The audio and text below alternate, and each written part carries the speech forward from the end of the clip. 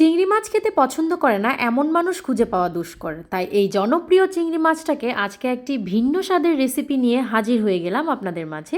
যদি আপনার বাচ্চা কখনো চিংড়ি মাছ খেতে না চায়, যদি আপনি এই রেসিপিটা ট্রাই করেন, আশা করি অবশ্যই আপনার বাচ্চা চেটে পুটে খাবে।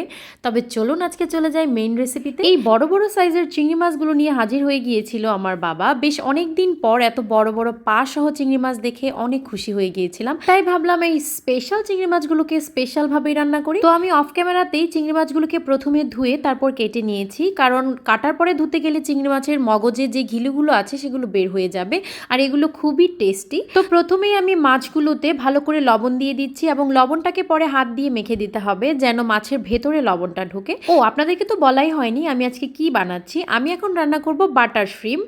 আশা করি শেষ পর্যন্ত আপনারা আমার সাথে থাকবেন। প্রথমে আমি কিছুটা বাটার নিয়ে নিয়েছি, যেহেতু এটা বাটারের উপরই রান্না করব তাই বাটারটা বেশ ভালো পরিমাণেই নিয়েছি। এরপরে কিছুটা রসুন আমি গ্রেট করে দিয়েছি, তারপর দিয়ে দিলাম আদা বাটা আর একটুখানি রসুন বাটা। তার উপরে দিয়ে দিচ্ছি আমি গোলমরিচের গুঁড়ো। এই গোলমরিচের গুঁড়োটার জন্যই চিংড়িটা দারুণ টেস্টি হবে। এবং এরপরে কিছু চিলি ফ্লেক্স দিয়েছি, এবং তারপরে দিয়ে দিলাম ধনেপাতা। এবার আমি এই বাটারটাকে খুব ভালো করে মিক্সড করে নিব সবগুলো মশলার সাথে। আমার বাটারটা মিক্সড করা হয়ে গেছে। এখন আমি কিছুটা চিজ উপর দিয়ে আবার গ্রেট করে দিচ্ছি। এবার চিজ সহ এই বাটারটাকে আমি আবার ভালো মতো নেড়ে চড়ে একসাথে মিশিয়ে নিব। এবারে আমি এই পেস্টগুলোকে মাছের গায়ে খুব ভালো করে মেখে দিব, যেন কোনো জায়গায় ফাঁকা না থাকে। খুব ভালো করে এই কাজটা করতে হবে, তাহলে মাছের পুরো অংশে যখন মশলাটা লাগবে তখন মাছটা খেতে অনেক বেশি টেস্টি হবে। তো আমি চামচ দিয়ে পুরোটা মাছের মধ্যে আমি মশলাটাকে একদম মেখে দিচ্ছি, যেন কোনো জায়গায় ফাঁকা না থাকে। আপনারা চাইলে এই কাজটা হাত দিয়েও করতে পারেন। হাত দিয়ে মাখলে আমার মনে হয় আরও বেশি ভালো হবে, মাছের একদম উল্টো পিঠেও লেগে যাবে মশলা। এই তো আমার মাছটা ম্যারিনেট করা হয়ে গেছে। এবার এই মাছের উপর দিয়ে আমি আবার কিছুটা চিজ গ্রেট করে দিব, যেন মাছটা খেতে আরও বেশি ইয়াম্মি লাগে। যখন উপরে চিজটা গলে যাবে তখন মাছটা খুব বেশি মজা লাগবে। তো আমি চিজটা দেওয়ার পরে ঠিক একইভাবে চিজের উপর দিয়েই আমি আবার আগের মতো ধনেপাতা, আরও কিছুটা গোলমরিচের গুঁড়ো এবং চিলি ফ্লেক্স দিয়ে দিব। এবার এই মাছটা একদম বেক করার জন্য পুরোপুরি রেডি। যদিও আমি আজকে বেক করব না, আপনারা চাইলে এটাকে ওভেনে বেক করতে পারেন, তবে আমি আজকে চুলাতেই রান্না করব। আর আমি এখানে বলে নিচ্ছি, যেহেতু বাটার শিম্প করছি তাই বাটার শিম্পের চেষ্টা করবেন বাটারের পরিমাণটাকে একটু বাড়িয়ে দেওয়ার জন্য। তো এই তো আমার চিংড়ি মাছগুলো একদমই রেডি। চলুন এখন আমরা চলে যাই চুলাতে। তো আমি চুলাতে একটা ফ্রাই প্যান বসিয়ে দিয়েছি, আর এর মধ্যে কিছুটা পরিমাণ তেল দিয়ে দিয়েছি।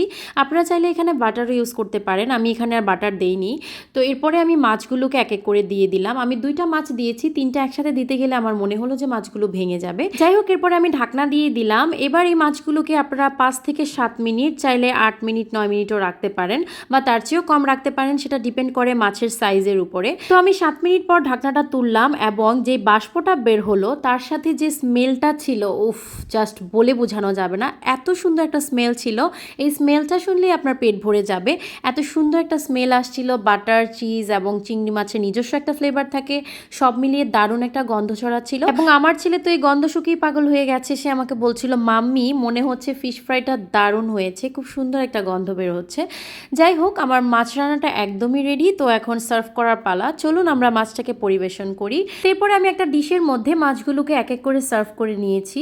এখানে বলে রাখছি, সবসময় তো আমরা চিংড়ি মাছের ভুনা অথবা দেখা যায় যে চিংড়ি মাছের মালাইকারি ট্রাই করি।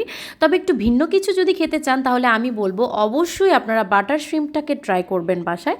আশা করি সবাই অনেক অনেক পছন্দ করবে। আমার বাসার সবাই তো অনেক বেশি পছন্দ করেছে, এবং আমার নিজেরও খুব ভালো লেগেছে। আশা করি আপনাদেরও ভালো লাগবে। তো চলুন দেখিয়ে দিচ্ছি যে আমার বাটার শ্রিম্পের ভেতরে শ্রিম্পটা কতটা জুসি হয়েছে এবং খেতেই বা কেমন হয়েছে।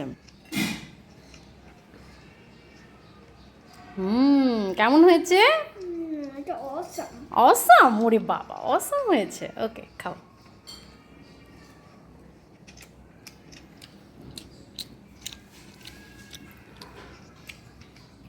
তো দেখতেই পাচ্ছেন আমার ছোট্ট পাখিটা বলেছে খেতে অনেক অসাম হয়েছে, এবং সে আজকে প্রথমই শ্রিম্প ট্রাই করলো এবং তার কাছে খুবই ভালো লেগেছে। আশা করি আপনার বাচ্চারা খেলে তারাও খুব পছন্দ করবে। তো আমি একইভাবে আমার আরেকটা শ্রিম্প ছিল সেটাকেও ফ্রাই করে নিয়েছি। তো এই ছিল আমার আজকের বাটার শ্রিম্প রেসিপিটা। কেমন লেগেছে অবশ্যই অবশ্যই কমেন্ট করে জানাবেন, এবং যদি ভালো লাগে তাহলে ছোট্ট একটা শেয়ার করে দিবেন। সবাই ভালো থাকবেন।